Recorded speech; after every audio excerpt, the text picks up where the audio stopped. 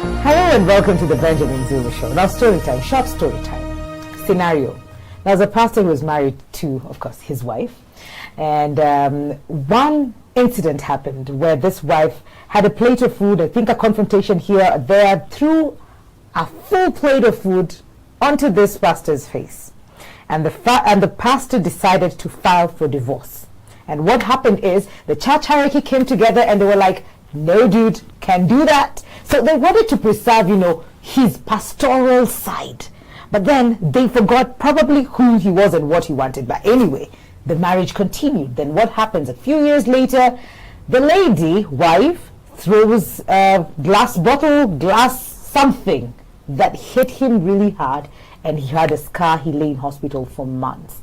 Now he walks around with scars of that particular incident. And now this takes us to the conversation of the day, and we're talking about how to handle abuse, physical abuse in marriage. Zulu. And it has reminded me how people say when a woman is pregnant, she can get tempers. Yes. She can throw things at you. Yeah. And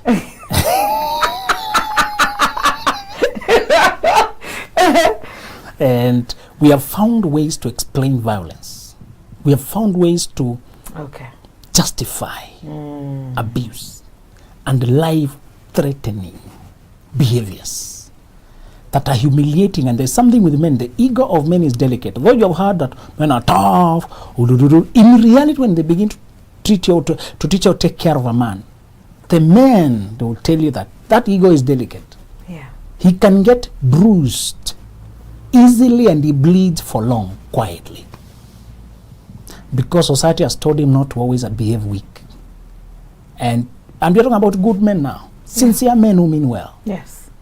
And the temper tantrums that men are being taught to accommodate from their women, maybe because of this and that, have caused them to accommodate so much until they are injured. That man was injured physically, so that's how we got to know about the news. Many more are injured emotionally, and you never hear about it. That's true.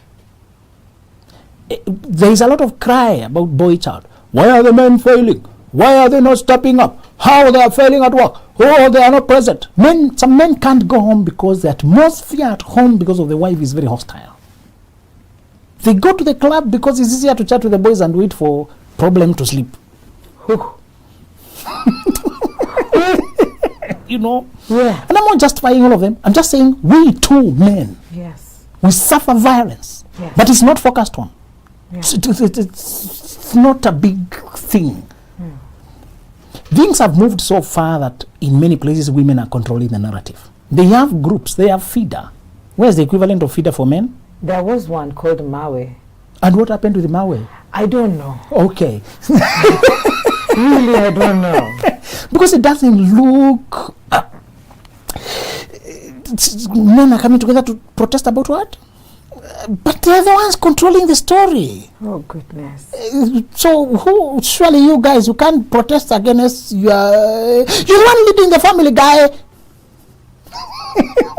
So they put it like, how can the principal of the school start a protest? Demonstrations. Or the president of a country. And now we want different. You are the leader. Change things. So because we have an assumption of being in front, yes, in control and ahead, we're expected to handle situations and not just to complain and cry, baby, suck it up, man, be tough and do. Because of that narrative, we are conditioned to accommodate maltreatment. And I'm representing the gentlemen who don't want to be violent. I've made a covenant. Job said, I've made a covenant with my eyes never to look at a woman lustfully. Job, that one. There are men who have made a covenant never to raise their hand on a woman. Yeah. And I've met many men who are saying, man, why you get to the point of harassing a woman physically if it's not working just part ways, man? Yeah.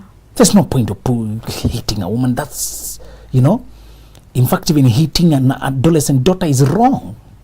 For a gentleman, you can't physically punish a daughter who has reached adolescence. There's a sexual abuse element in it, whichever way you put it. It's not good. If there's any, at that point, we expect an adolescent that does not need physical punishment. At that point. But if it becomes necessary, even a pinch should be done by the mother. And mothers execute it every day quietly in the kitchen, even when guests are around. Quiet. You put too much salt in meat, now you have spoiled this meat, I told you. It ends very quickly. Message passed. You know, and life continues, and behaving moody is another offense. You're supposed to be cheerful even after the punishment. Yes. So, that story is an indicative of what is happening with many men. But when we take the step to realize this is not the kind of life I want, and you are not the kind of person I want to be alive with, if we take a step to walk out, then we are being told we are reacting, we are not being forgiving. So let me tell you where physical abuse lies. My wife was told repeatedly by her grandpa, Yes. a very close grandpa, very old man but very wise. And he always used to use this finger telling her, if a man does this to you, he will kill you. Run. From the time she was a child. Repeatedly, if a man ever does this to you, that's how you do to a child. Yeah. So he's illustrating the way you... If he points with this, he will kill you. Run. Early. When you are naive, you think that's overreaction, that is too much, that is not serious enough. That scientists, social scientists have gathered data to prove the grandpa 100% right. That's true. A person who starts, not even physical contact, forget physical contact, this way. If a person is in front of you, pointing at you this way, if she does not draw the weird things they throw at people, the iron box, you know, the frying pan, she may not draw, but lifting it this way, that's enough for me. And she, you know, in the movie you see somebody who wanted to slap them, they held their hand. Yes, it looks very dramatic. Like, oh, you were enacted in another life. Yeah. And it looks, It's rough. somebody, Yes. they stop it. Yes. For me, the very fact that you can attempt, even if you aborted the attempt midway, Yeah. the fact that you launched in that direction,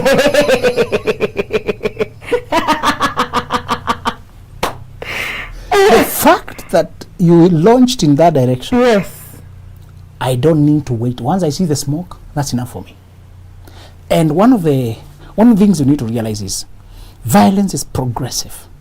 But I'll tell you the psychology behind violence. Okay. So violence is not always the beating to a pulp. That's the advanced stage of violence. And it is started with verbal violence. There's such a thing as violent words, violent gestures. If somebody sweats and tells you, don't cross me there, that's violence. Anything can go past that and kill you. Not everybody survives the first physical assault. Some people can get guns or knives and they can finish you the first time. Once you see signs of violence, so the one of them is violent language, violent gestures. Violent language is I can kill you. If anybody uses that word, Mikali, don't wait. Don't know. If anybody, no more people can't say I'll kill you. They can't. We are, How? this thing annoys me. Why are we having to repeat obvious things? Have I thought it? Do I have a process? Why am I saying it if I have never thought it? If you ever do that, I'll kill. How? Or I'll do something that will shock the world. At the end. Or hit news. You know? Yeah. Violent language, violence gestures, sweating and palpitating. Mikali, don't marry sick people. Are we together? Yes, sir. We have a lot of sick people in the world. Yeah. But marriage requires a certain degree of self-control. Let them journey until they get there, and they will marry who will be around at that time. Once you notice that somebody has pathological temper that is out of control, they have a long journey to go before they can be entrusted with another human being in a closed room with lights shut and knives around. Oh, Jesus. Marriage is not for everyone. Nope. Let's stop thinking everybody should get married. Yes. Some adults, some human beings don't deserve to be entrusted with the life of anybody. That's why you're having killings, because people were given to marriage when they were not emotionally suitable to be entrusted with anybody's life. How many grisly news are you hearing? Somebody who killed and killed all the children. We are waking up to those things every day. Every day. Because we ignored the things we are discussing today. Because we are in love with the person. So violent language is, I'll kill you. Or another thing is suggestive behavior. Somebody will hide a knife under the mattress. Okay. There's a friend we call Machete. Because he found one. He ran. Very good. He ran. And he saved himself on time. Yes. You heard of that army officer who was poured hot water? Was it hot water or acid? But something was poured on him when he was lying on bed. And that month, we lost 3 military men to women. 3. And they were all armed. So the caption on the paper was, they dodged bullets, but they died at home. Okay. They went to the warfield. Yes. Dodged bullets. They came back home. And they were killed there. I saw this quotation that the sheep lives in fear. When it comes to abuse, they say the sheep lives in fear of the wolves, only to be eaten by the shepherd. Many of us are afraid of the wolves out here. And we are married to the wolf at home. Positioned a wolf as a shepherd. We have female wolves, one men. Because the cases of men are swept under the carpet quickly. Yeah. Men are not vocal. They drink away their stresses. Zulu, that needs to end. Yeah. It needs to. When it happens to women, it's sensational. Yes. And it's also very emotional, because you don't imagine a woman being killed, a mother being killed. It's also very heart-wrenching. It's very... But at the same time, we have good men who are victimized. Violence knows no gender. It's just human problem. Yeah. We shall not blame one gender. I have used all that to prove to you that men are equally victims. There's another form of violence I'll not focus on today, where women slaughter your reputation. They set you up to either give them a pound of flesh near your heart, if you remember Portia and Merchant of Venice. Yes. A pound of flesh near your heart, namely an estate, half of your estate. Or they put your reputation on fire and finish you. Usually she's a woman who does not have much to lose. You've been with her for just 10 years or less. And you've built something for 30, 40 years. And she has managed to get her foot inside your life. And because you are big here, society calls you a big man. Yes. And she's quietly under there, holding the delicate. She has the cards, the ropes. So these men usually sink quietly. They sink quietly like this. They start walking around like salvage. Somebody who survived a crash, but no longer the same. Those who know him know he dealt with a snake, a serpent, and he was exploited, split into half, finished, because many of them will have abandoned their real families for this clan day. Yeah.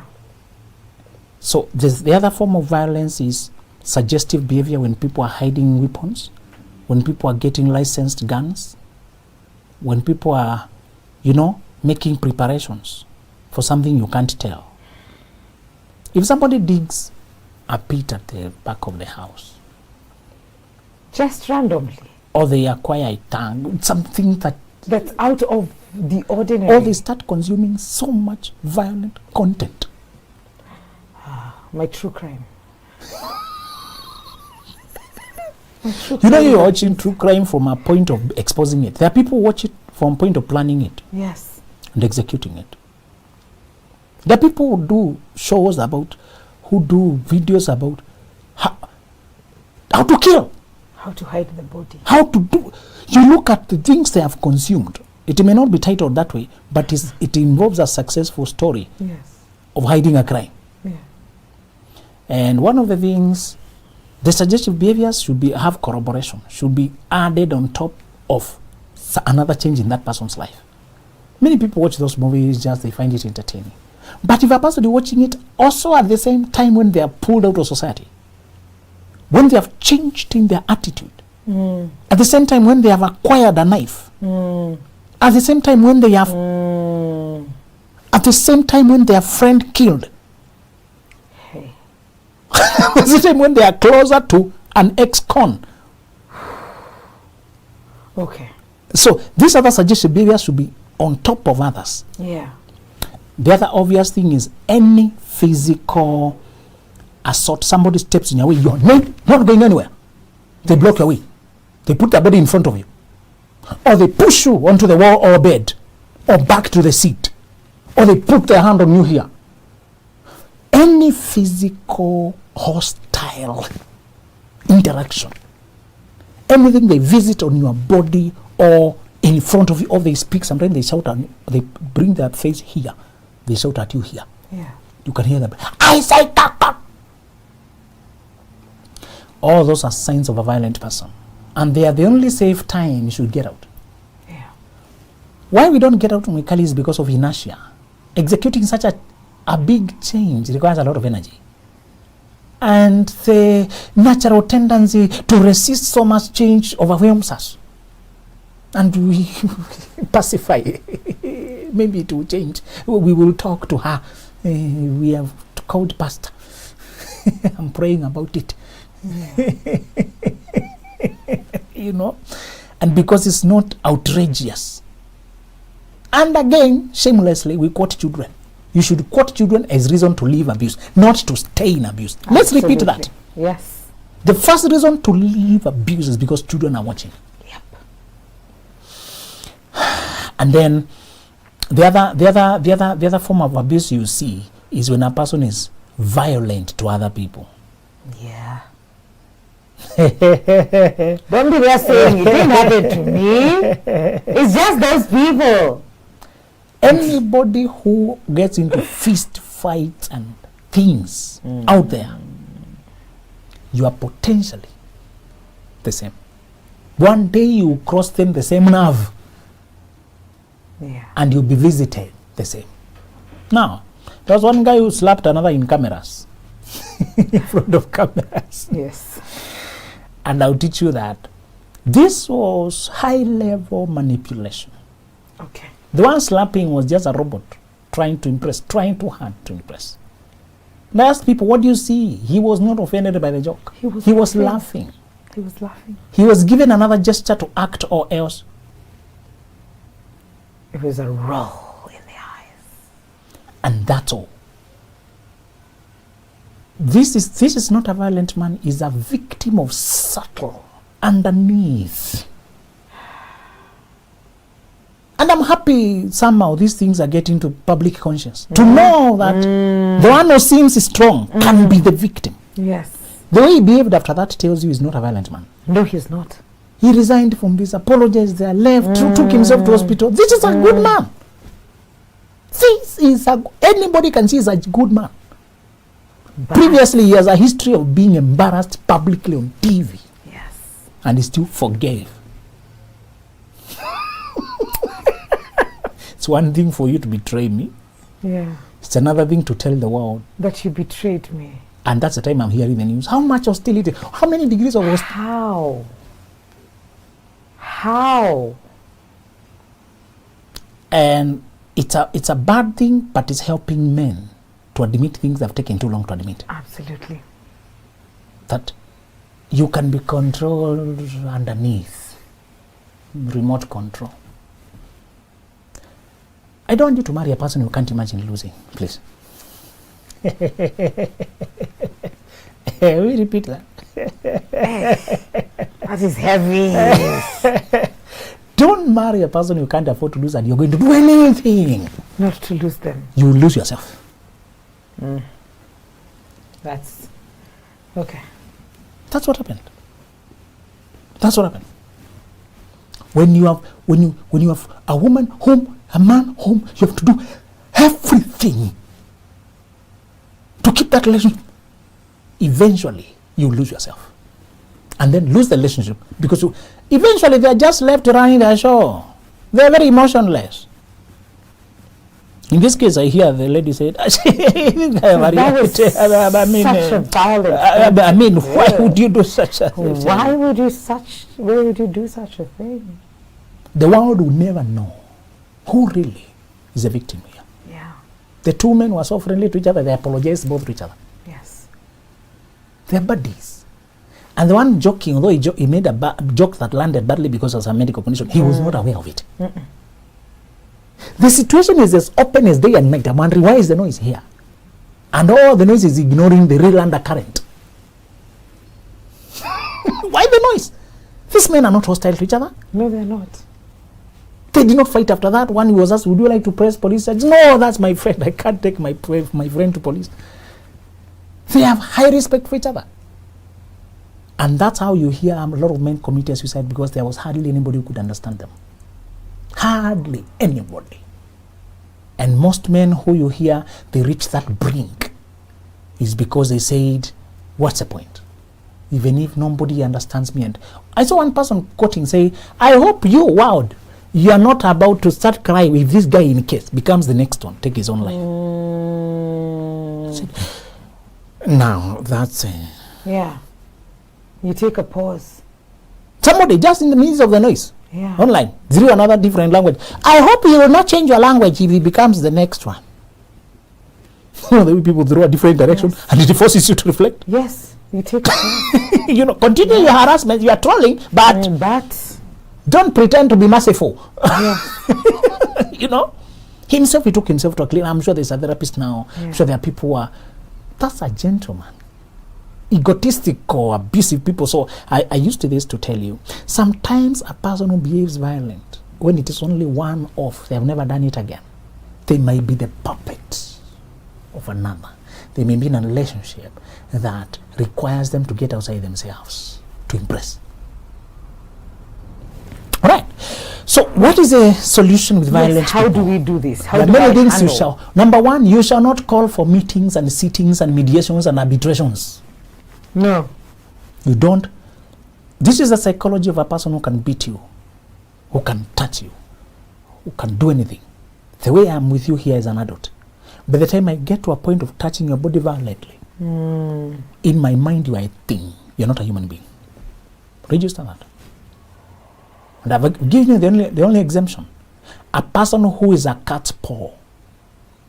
Cat's paw is that story where the dog wanted to pick nuts from the fire, but it does not put its own hand in the fire. So it uses the cat, holds the cat's paw and uses it to get the nut to touch the fire. Yes. If it's one of which the person regrets and sinks into depression, it's not them. Are we together? Okay. And you can see that's not who they are. But a person who is hostile to your face, and you can see it progressing, and they usually quote it like, they lost my temper.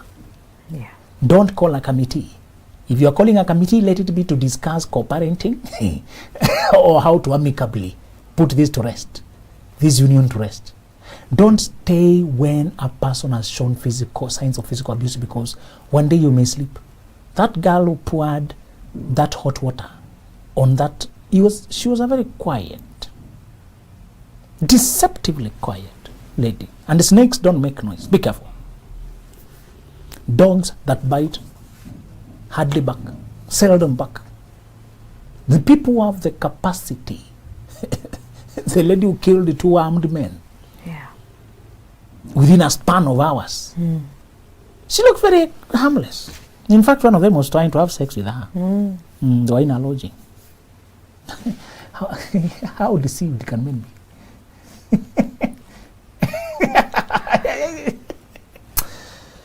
You want to know, by the time a person gets physical, so angry, if you just want to assault you, in their mind, you are not respectable human being. And we said what? Where there is no respect, there's no love. If a person cannot treasure you enough to fear, there's a respect you give your mother, and you can't get to a certain extent with her. Yes. The farthest you can do is you run away. If she gets violent, she annoys you. Yes. Those should be the same levels of fear and respect with your partner. This is a union that I'm hoping will be happy. And when there's tension, we solve it amicably. But if it gets to a point where I can't control myself, I'll run away. I'll rather go, cool off, we'll talk later. Marriage requires self-control. This is an adult, this is somebody's son, this is somebody's daughter. This is somebody's mother or father, this is a human being. They are not your subject. So a person who assaults you physically assumes in their head you are their subject. And they can put you down as they wish. So the one sign is you don't call meetings or arbitrations. Yeah. Once you see it, that's all. Let me remind you that the same people, community or brethren or whoever, who come to talk you into going back, if you're killed, they will bury you and eat rice in the process. That's true. You will be killed and be forgotten. This life, I want you to preserve your safety and your survival as number one. You want your survival before romance. The second thing is, don't confuse the love you have for them to be the love they have for you. Many people stay with abusers because they love that person very much. They have come very far. They have hope, they know the person can change. You keep believing, and then they are not trying to change or loving you or respecting you. It is you who is highly infatuated and in love with the idea of being there. So don't let your love for them blind you to who they are and how they are behaving. Sometimes mechanically people become physical with you because they have fallen in love with somebody else, so they have lost respect for you. If today somebody starts cheating on you, with the one they're cheating with, they will end up discussing you. And the things they say about you can become so derogatory until they see you as a thing. There are two offensive elements of cheating: what they do and what they talk about you. Anybody cheating in the married person will always discuss the other person to avoid being caught by them or to justify why I have to go out.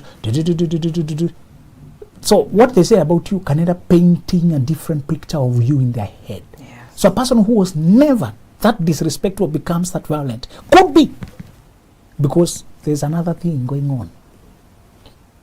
The other thing you shall not do is to give in to fear and false hope. Where will I go? Where will I start?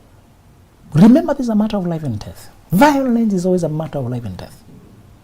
And let me repeat, the thing that is killed sometimes could be the physical death, or it could be the dreams, the confidence. Living with a threat, knowing my wife, for example, has the potential, she said she can put the whole house on fire. You know, some of them said they'll leave the gas on and put on.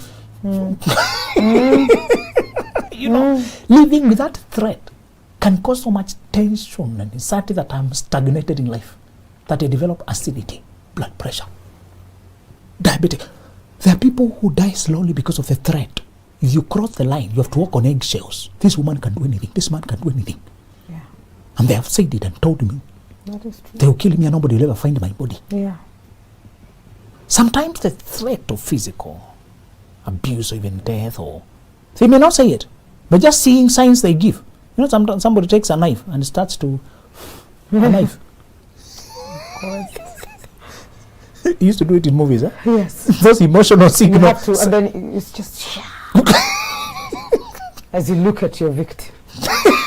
You know, testing how sharp it is. You know, imagine a person who, my wife was posting something, she went to a car wash and she realized the guy washing has a knife. He's carrying a knife. He just, no, I'm doing car wash. Yes, what are you doing with the knife? So if you imagine a person of late, they've been carrying a knife around. And they have been angry or aloof, or acting, having a very enigmatic expression. When the people have blank expression, they're not angry, they're not happy.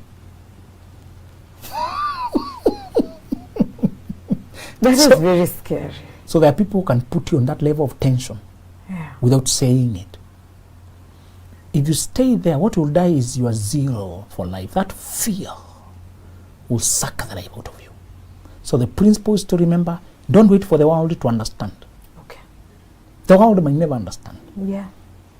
And let me repeat to you that some people are killed by other diseases assisted by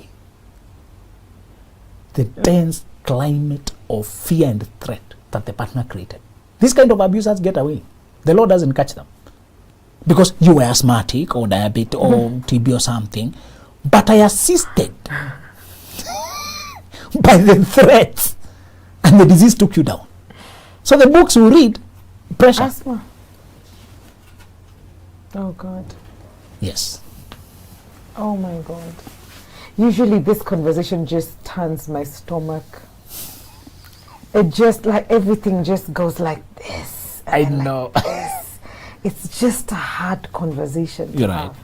But it's a much needed conversation to have. And I'm glad that we keep doing this and that we know now, and this is me going to do the thing again. You talk about this on your page on Facebook, and this is how you've concluded this. You've observed that many people who marry in church allow the wedding to become a prison, for it to become a death trap. And you continue to say, if your partner turns abusive, never stay on just because you married in church. Or else, if you get killed, the same people that you, quote unquote, fear to disappoint will bury you, eat at your funeral, go home, move on with their lives. I think this just teaches us to choose ourselves and to just go back inside and be like, you know what, I come first. If this is not working for me, it's okay. So do not get married to that person you cannot imagine living life without. And always have the exit clause that if I do not like the things happening in here, ciao ciao, I will step away. Just like I'm about to step away from this conversation right now. Thank you so much for tuning in. Until next time, adios.